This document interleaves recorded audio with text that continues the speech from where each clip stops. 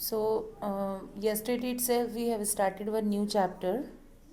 That the name of the chapter is Babur, Humayun and Sher Shah. So up to here we have already done. So following year defeated Daulat Khan and marched towards Delhi. So up to here we have already done. So we are going to start from the first battle of Panipat. Babur and Ibrahim Lodi came face to face at Panipat in 1526, and Ibrahim's large army was no match for Babur's small, disciplined, and loyal army with its excellent cavalry and with fine artillery. So, Babur and Ibrahim fought against each other at Panipat, right? So, they fought against each other in 1526 at Panipat. सो इब्राहिम का जो army था वो बहुत बड़ा था और बाबर का जो आर्मी था वो छोटा था लेकिन डिसिप्लिन्ड था, लॉयल आर्मी था with its excellent cavalry means those soldiers who fight while riding horses. देखे होंगे हम लोग बहुत सारे टीवी वगैरह में कि बहुत सारे हॉर्सेस ऐसे होते हैं जो हॉर्स में बैठ के लड़ते हैं. And with fine artillery means a lot of weapons and all they had got. But Ibrahim's army was very large. On the other hand, the Babur's army was small, लेकिन बहुत डिसिप्लिन्ड थे वो. लेकिन जो है बाबर उसको हरा दिया, इब्राहिम लोदी के आर्मी को वो हरा दिया. Babar was born leader and experienced military general. Within a few hours, Ibrahim's army was routed, right? सो इब्राहिम जो है वो बहुत बड़ा लीडर था, मैंने बॉर्न ही लीडर से हुआ था क्योंकि we have already seen that at the age of 11 itself he got, यहाँ पे हम लोग पढ़े थे ना, ये देखो फरगना को मैंने 1494 में उसके पिता जब चले गए थे, he died. Then at the age of 11 itself he became the ruler of a small principality in central Asia, Fergana. तो जो एट द एज ऑफ 11 से ही इतना राजा बन गया हो, वो तो ओबियसली बचपन से ही एकदम लीडर बन गया होगा युद्ध वगैरह में. And he was experienced also, right. At the same time he was an experienced leader, N experienced military general. और इसीलिए उसने क्या किया, थोड़े ही घंटों में, कुछ ही घंटों में ही वन अ बिग बैटल और a great battle against Ibrahim Lodi. So उसके बाद हम नेक्स्ट पेज में जाते हैं. ठीक है, तो ऐसे भी लिख सकते हैं कि Babur brought Ibrahim Lodi to his knees. ठीक है, ऐसे भी लिख सकते हैं इंग्लिश में. और मैंने उसका मतलब है कि बाबर जो है इब्राहिम को पूरी तरह से हरा दिया, अपने घुटनों पे ले आया. ठीक है, तो हम लोग नेक्स्ट पेज में जाते हैं. 75. Ibrahim and 15,000 of his soldiers lay dead on battlefield. The following day, Babur triumphantly entered Delhi, where he was proclaimed the emperor of Hinduism. Hindustan. Ibrahim को वो हरा देता है जिसका 15,000 सोल्जर्स था, सबको वो मार देता है बैटल फील्ड में. और वो बहुत विक्टोरियस होकर ही एंटर दिल्ली और and he proclaimed himself, or he declared himself to be the emperor of Hindustan, because Delhi was the center of India. So अगर दिल्ली में वो राजा बन गया मतलब पूरे हिंदुस्तान का राजा बन गया. The battle of Panipat was the first among many battles that Babur had to win before he could lay claim to sovereign authority. लेकिन बैटल ऑफ पानीपत जो हुआ था वो फर्स्ट बैटल था, उसके मैंने फर्स्ट बैटल था among many battles that Babur had to win. मैंने बहुत सारे बैटल्स में वो लड़ाई किया था. He had fought many battles, right. And this was the only first battle, and along with this battle he won almost all the battles. जब वो अपने आप को सॉवरेन अथॉरिटी, मैंने सॉवरेन मतलब ऐसा अथॉरिटी घोषित कर दिया, डिक्लेयर कर दिया एट लास्ट कि उसके बीच में कोई कुछ नहीं बोल सकता. बट मतलब he was one and only authority in India.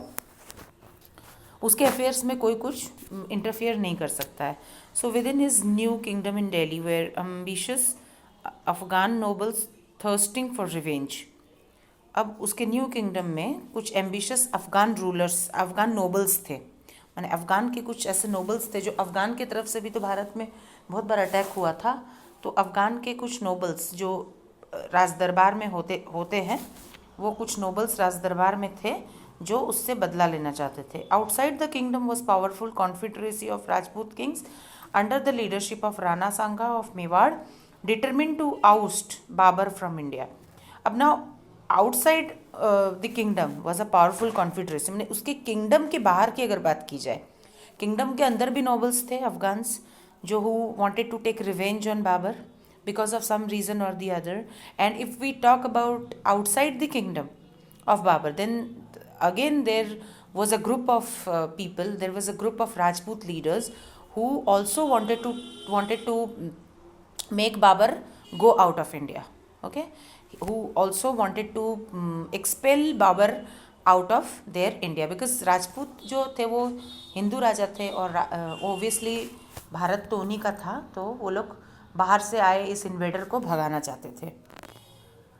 और उस कॉन्फेडरेसी मतलब group of Rajput kings under the leadership of Rana Sanga of Mewar, Mewar का एक राजा था राणा सांगा, उसके लीडरशिप के अंडर में ये सारे राजपूत किंग आते थे.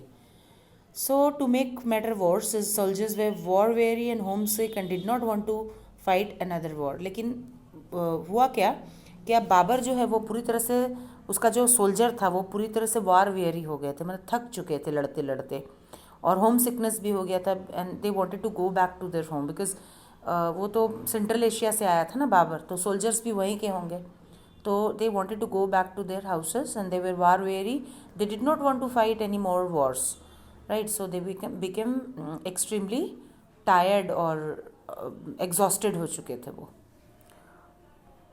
ठीक है. उसके बाद Babur had made up his mind to stay and consolidate his position in India with an eloquent and impassioned speech. He transformed his war weary soldiers into regiment of heroes. अब जो है बाबर जो था वो अपना माइंड को मेकअप कर चुका था कि वो अब इंडिया में ही रहेगा और इंडिया में अपने पोजीशन को कंसोलिडेट बनाएगा, माने सॉलिड बनाएगा. And he had no idea that, मैंने उसको कोई फीलिंग ही नहीं था कि वो अब इंडिया से बाहर जाएगा और वो इंडिया में अपना पोजीशन को सॉलिड करने में जुट गया. But the problem was that his soldiers were tired and they were exhausted fully in toto and they did not want to fight any more wars. So अब वो करे तो क्या करे, तो वो क्या किया कि उन लोगों को बहुत अच्छे से समझाया. ठीक है, अपने इलोक्वेंट मतलब बोलने का बहुत अच्छा तरीका को इलोक्वेंट बोलते हैं. हाँ, जो अगर कोई इंसान बोलने में बहुत अच्छा है, इफ़ ही और she is very good at speaking, तो उसको इलोक्वेंस है, मतलब उस वो बोलने का एक तरीका जो उसको भी आर्ट बोलते हैं. सो इस आर्ट को, बोलने के तरीके को हम इलोक्वेंस बोलते हैं. और इम्पैशन्ड मतलब एकदम इम्पैशन्ड मतलब हुआ कि बहुत एकदम इमोशंस मार के, मतलब एकदम इमोशंस लगा के एकदम अच्छे से उन लोग को मतलब क्या बोले, उन लोग को एकदम चिकनी चुपड़ी बातें बोलकर, है ना, वो अच्छे से उनको समझाया और उसके जो सोल्जर्स थे वो फिर से रेडी हो गए लड़ने के लिए. और they transformed into regiment of heroes, माने रेजिमेंट मतलब माने हीरो में तब्दील हो गए. वो एकदम थक गए थे सोल्जर्स, उनको वो हीरो में तब्दील कर दिया, लड़ाई के लिए फिर से रेडी कर दिया. अब क्या हुआ, बैटल ऑफ खानवा हुआ इन 1527. Rajput confederacy under Rana Sanga of Mewar clashed with Babur's army at Khanwa, a village near Agra. So once again there was a great fight between Babur and this confederacy of Rajput leaders, which we have already talked about in our previous paragraph here. Okay, so there was once again there was a war, there was a dangerous war or battle which took place between these two, like Babur and the Rajput confederacy. So Rajputs fought with desperate valor and courage, but Babur won the battle with his superior artillery and cavalry. So once again Babur won the war. Babur once again won the battle, or Babur won the war against this Rajput confederacy or against this Rajput leaders. However, Rajput leaders fought with a lot of courage and valour, मतलब वो बहुत वेलर्स, मतलब बहुत करेज के साथ लड़े थे, फिर भी वो हार गए. So the battle of Khanwa was a more decisive battle than the battle of Panipat. The battle of Khanwa was a more decisive battle than the battle of Panipat. मतलब डिसाइसिव था, मतलब ये ज़्यादा डिसीजन को मजबूत किया. किस डिसीजन? ये ज़्यादा डिसीजन को मजबूत किया, माने एक फाइनल रिजल्ट दिया कि अब जो है बाबर सही में इंडिया का राजा बन सकता है या नहीं. माने अपने पोजीशन को वो ज़्यादा स्ट्रॉन्ग कर लिया after winning this war of Khanwa.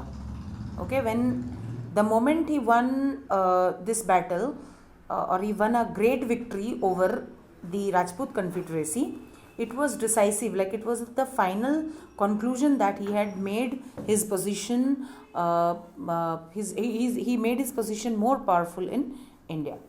So the battle of Panipat marked the defeat of the Sultan of Delhi, but the victory of Khanwa gave Babur supreme control over central India.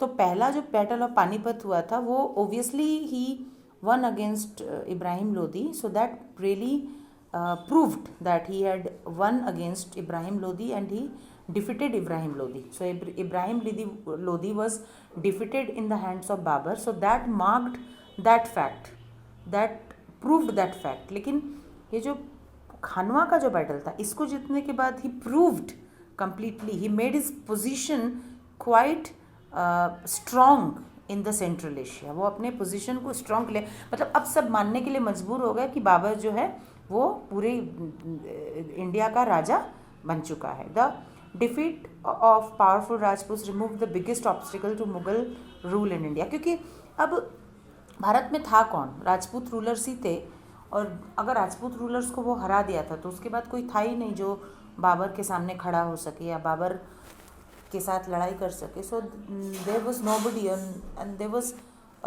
No one who could fight against Babur because he had already defeated Ibrahim Lodi in the Central Asia, in Delhi, and he also defeated all the Rajput kings. Battle of Chanderi. Chanderi was a Rajput stronghold in Malwa and under Medini Rai. तो चंदेरी जो था वो राजपूत का strong hold था, मैंने राजपूत लोगों का गढ़ था एकदम. मैंने वहाँ सारे लोग राजपूत थे और राजपूत के सपोर्टर थे. मालवा में मेदिनी राय के अंडर में कोई वहाँ का राजा था. In 1528 Babur laid siege to the fort of Chanderi and captured it. Almost all Rajputs perished in the battle that followed. After this no other Rajput chief dared to challenge Babur's authority. Last में एक चंदेरी बचा हुआ था जहाँ पे उसने अटैक किया और उसके फोर्ट को वो सीज कर लिया, चंदेरी के फोर्ट को. एंड देन वहाँ जो जितने भी राजपूत्स थे they all died, they were all slain, they were all killed.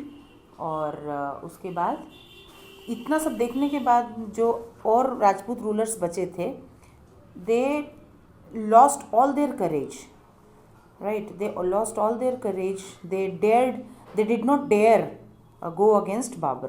उनके अंदर हिम्मत नहीं था कि वो बाबर के अगेंस्ट में जा सके. Battle of Ghaghra. The rebellious Afghans in Bihar and Bengal posed a threat to Babur's authority. अब अफगान जो थे, बिहार के अफगान, माने अफगान के कुछ, माने अफगान के आए हुए पहले तो इंडिया में बहुत लोग आए थे ना, तो अफगान के भी कुछ लोग आए थे जो इंडिया में रूल भी किए थे. ठीक है, उसके बाद उनका रूल को हटा दिया गया. ठीक है, तो वो रिबेलियस जो अफ़गानी लोग थे, कुछ बिहार में थे कुछ बंगाल में थे, वो लोग अभी भी बाबर की अथॉरिटी को चैलेंज करना चाहते थे. तो in 1529 Babur inflicted a crushing defeat on the Afghans in battle of Ghaghra. तो बैटल ऑफ घाघरा में वो क्रशिंग डिफीट डाला, माने सबको हरा दिया, जितने भी अफगान्स थे उनको वो हरा दिया. By 1530 he was the master of Punjab, Delhi and Gangetic plains as well as Bihar. So he became the master of Punjab, Delhi and Gangetic Plains as far as Bihar. माने बिहार का पूरा गैंगेटिक प्लेन्स, बिहार में जो गंगा रिवर है उसका पूरा प्लेन, माने उस पूरे एरिया का वो मास्टर बन गया. So 76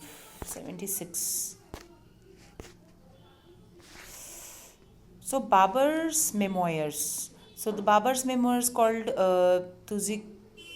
Tuzukiye Babri are written in flawless Turkish and are considered to be one of the best autobiographies in the world. So Babar's memoirs क्या था? तुज़ीके बाबरी जो था वो फ्लॉलेस टर्की में लिखा गया था और ऑटोबायोग्राफी था, मैंने बाबर के बारे में पूरा लाइफ हिस्ट्री लिखा हुआ था उसके अंदर. His detail accounts and keen observations paint a graphic and fascinating picture of not only his own personality, adventures, and achievements, but also of the habits, customs, appearances, manners, and occupations of his countrymen. तो इसमें लिखा हुआ था कि उसका personality के बारे में तो लिखा ही हुआ था, जो कि बहुत ग्राफिक था, बहुत अट्रैक्टिंग था. उसका वो क्या क्या अचीव किया था उसके बारे में, लेकिन उसके साथ साथ उसके कंट्री में मैंने उसके जो प्रजा थी उनका कैसा हैबिट था, कस्टम था, वो कैसे दिखते थे, उनका ऑक्यूपेशन क्या था, ये सब भी उसमें लिखा हुआ था. His description of Hindustan includes a detailed accurate account of the boundaries, population, resources, revenues. और उसमें हिंदुस्तान के बारे में भी लिखा था, जिसमें बाउंड्रीज कैसा है, पॉपुलेशन क्या है, रिसोर्सेज, रेवेन्यूज़, एवरीथिंग उसमें सब कुछ लिखा हुआ होता है तुजुके बाबरी में. It also has observations about fruits, flowers, birds, animals, इन सब के बारे में भी उसमें लिखा हुआ है. Babur's memoirs are an invaluable source of information of India during this times. अब बाबर का जो ये मेमोयर है, बाबर का जो ये ऑटोबायोग्राफी है, इसमें इंडिया के उस टाइम के बारे में बहुत इनवैल्यूएबल सोर्स ऑफ इंफॉर्मेशन है. मैंने at the time of Babur और इन 16th सेंचुरी इंडिया कैसा दिखता था, like what were the people like and what they had got, I mean what kind of appearances they had got, what occupations they had got, this that, birds, animals, everything. So ये जो memoir है इसमें सब कुछ दिया हुआ है. Grandson, yes, during the reign of Babur's grandson Akbar, Tuzike Babri was translated into Persian. The translation was titled Baburnama. अब जब उसका ग्रैंडसन आया था अकबर, ठीक है, अकबर जब आया था तो उस समय तुजुके बाबरी को ट्रांसलेट किया गया था पर्सियन में. एंड दिस ट्रांसलेशन करके जो बुक बनाया गया था उसको नाम रखा गया था Baburnama. Humayun, the eldest of Babur's 4 son, was nominated by Babur as his successor to the throne. अब हुमायूं जो बाबर का सबसे बड़ा बेटा था, Babur called Humayun as his successor to the throne. और Babur wanted Humayun to become the raja और to become the king of the nation. He inherited a vast empire in which stretched from Kabul in the west to Bihar in the east and from Himalayas in the north and Gwalior in the south. तो हुमायूं का एक बहुत बड़ा vast empire विरासत पे मिली थी. मैंने अपने पिताजी से उसको विरासत, वो कमाया नहीं था, मतलब हुमायूं ये सब चीज़ को he did not one himself, rather he got all this things in विरासत in as heritage from his father Babur. So what were the stretches of this vast empire? ये कहाँ से कहाँ तक फैला हुआ था? काबुल से, काबुल मतलब वेस्ट में जो अफ़गानिस्तान के अंदर है, वहाँ से बिहार तक फैला हुआ था. और हिमालय से, मतलब नॉर्थ में जो हिमालय है वहाँ से लेकर साउथ में मैंने साउथ में जो ग्वालियर है वहाँ तक फैला हुआ था. It was a weak empire without cohesion and stability, but now it had become weak empire without any harmony among them. कोई स्टेबिलिटी नहीं थी उनमें, कोई हारमोनी नहीं थी. Humayun lacked the qualities that were necessary to consolidate such a large empire, because after Babur had become old and he was unable to control that vast army. So he declared Humayun as his successor, right? But Humayun जो था, he lacked qualities of being an emperor. He lacked all the qualities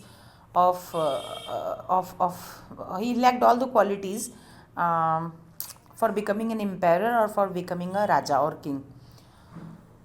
So जो कि इतने large empire को consolidate और solid बनाने में ज़रूरत होता था जिन क्वालिटीज़ का.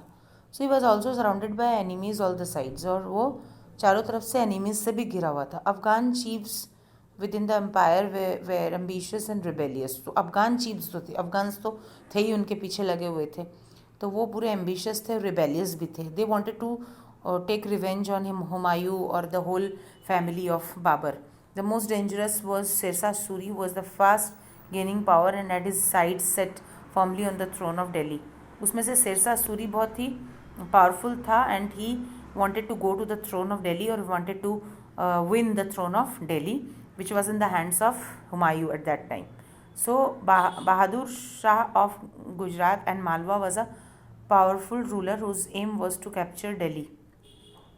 और बहादुर शाह, गुजरात का जो बहादुर शाह था, मालवा का और गुजरात का, वो भी बहुत पावरफुल था और वो भी दिल्ली को कैप्चर करना चाहता था। He also wanted to become empire of India. In accordance with his father dying wishes, Humayun treated his 3 young brothers with kindness and generosity. अब जब बाबर मरने वाला था तो हुमायूं जो है वो अपने बेटा हुमायूं को बोला, he told his son Humayun to take care of his siblings, take care of his younger brothers. Okay, so and Humayun also promised in turn, he also promised his father that he would definitely take care of his young brothers. और वो अपने सही में अपने जो young, जो छोटे छोटे भाई थे उन लोग को बहुत प्यार से रखता था। He divided the empire between himself and his brothers. तो वो क्या क्या अपना पूरा एम्पायर को अपने भाइयों के बीच में और अपने बीच में बांट लिया। However they were openly hostile and constantly plotted against him. लेकिन उसके जो छोटे भाई थे जब वो बड़े हुए तो they did not love Humayun as much as he did. जितना हुमायूं उन लोग से प्यार करता था वो लोग प्यार नहीं करते थे। And they plotted, they always they kept on making, they kept on conspiring against him. वो उनके लिए हमेशा षड्यंत्र रचते थे और उसको मारना चाहते थे, हुमायूं को। ठीक है, अब हम लोग पढ़ेंगे मिलिट्री एक्सपीडिशंस। कितना पेजेस है? बहुत सारा है। चलो मिलिट्री एक्सपीडिशंस थोड़ा सा पढ़ लेते हैं। So military expeditions attack on Chunar. Humayun turned his attention to the Afghan chief Sher Khan. He attacked the fort of Chunar, stronghold of fiercely ambitious Sher Khan. अब हुमायूं जो है वो अपना मिलिट्री एक्सपेडिशंस क्या क्या हुआ हुमायूं का, हुमायूं ने कहाँ कहाँ अटैक किया। ठीक है, तो वो अफगान चीफ के ऊपर शेर खान के ऊपर उसकी निगाहें थी। एंड ही वांटेड टू वो क्या करना चाहता था उसके अगेंस्ट में। हाँ, ही वांटेड टू अटैक शेर खान के ऊपर अटैक करना चाहता था और वो उसके ऊपर अटैक कर भी दिया। He attack the fort of Chunar, stronghold of fiercely ambitious. Sher Khan का स्ट्रॉन्ग होल्ड था चुनार और उसके ऊपर अटैक कर दिया। The siege was abandoned 4 months later in order to deal with hostile Bahadur Shah of Gujarat. अब जो the siege was abandoned 4 months later, so in order to deal with hostile Bahadur Shah of Gujarat. ठीक है, आज यहीं तक रहने देते हैं मिलिट्री एक्सपेडिशंस तक, सॉरी यहाँ तक। मिलिट्री एक्सपेडिशंस हम लोग नेक्स्ट डे कर लेंगे। ठीक है, till then bye bye. Next class में हम लोग यहाँ से मिलिट्री एक्सपेडिशन से करेंगे।